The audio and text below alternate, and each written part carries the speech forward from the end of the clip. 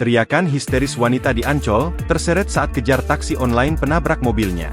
Seorang pengemudi mobil wanita bernama Priscilla, histeris saat mengejar taksi online yang kabur usai menabrak mobilnya di Jalan Lodan Raya Ancol, Pademangan, Jakarta Utara, Minggu, 23 Juni 2024. Priscilla bahkan sampai terseret sekitar 10 meter saat berupaya menghentikan laju taksi online tersebut.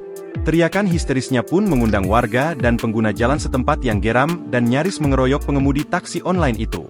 Insiden ini bermula saat taksi online bernopol B1109 URG yang dikemudikan pria bernama Nur Arifin melaju dari arah Mangga 2 ke arah Jalan Lodan Raya.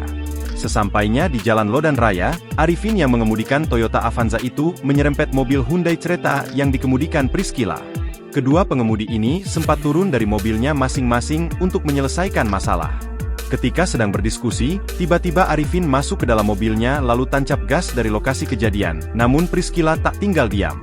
Ia nekat mengejar sambil memegang pintu mobil Arifin dengan maksud menghentikan lajunya, hingga terseret sejauh 10 meter ke depan. Teriakan histeris Priscilla pun mengundang warga di lokasi, hingga berkerumun mengepung mobil Arifin.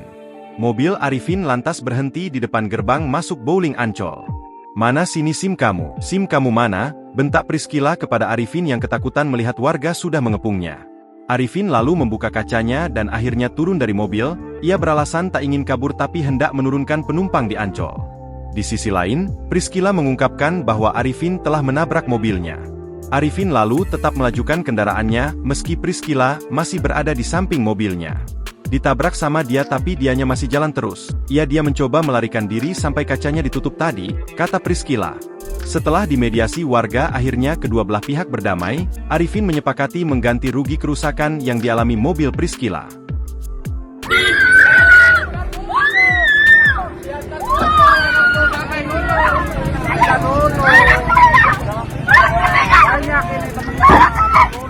Download Tribun X sekarang. Menghadirkan lokal menjadi Indonesia.